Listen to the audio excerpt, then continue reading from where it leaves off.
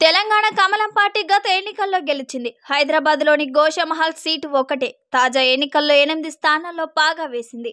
ఉత్తర తెలంగాణలోనే 7 సీట్లు గెలిచింది. దక్షిణ తెలంగాణలో ఒక్కటి కూడా దక్కలేదు. మరి దక్షిణ తెలంగాణ జిల్లాలో పట్టు పెంచుకోవడానికి కాషాయ సేన ఏం చేయబోతోంది? 2018 అసెంబ్లీ ఎన్నికల్లో హైదరాబాద్ నగరంలోని గోషామహల్ నియోజకవర్గం ఒక్కటే బీజేపీ ఖాతాలో పడింది.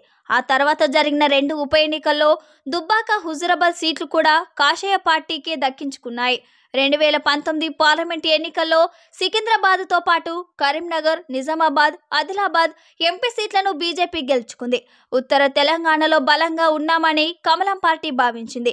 అయితే తాజా అసెంబ్లీ ఎన్నికల్లో ఉమ్మడి ఆదిలాబాద్ జిల్లాలో 4, ఉమ్మడి నిజామాబాద్ జిల్లాలో 3 అసెంబ్లీ సీట్లను గెలుచుకుంది.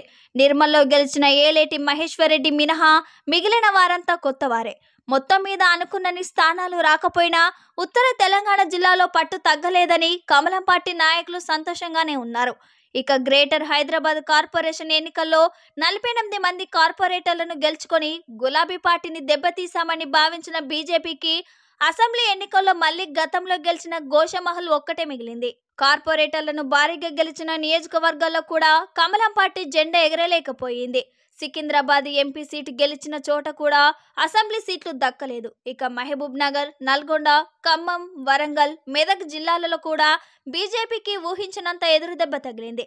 మరో 5 నెలల్లో లోక్సభ ఎన్నికలు రాబోతున్నాయి. అందుకే వెంటనే దక్షిణ తెలంగాణ జిల్లాలు, గ్రేటర్ హైదరాబాద్ మీద గట్టిగా దృష్టి పెట్టాలని కమలనాథులు భావిస్తున్నారు.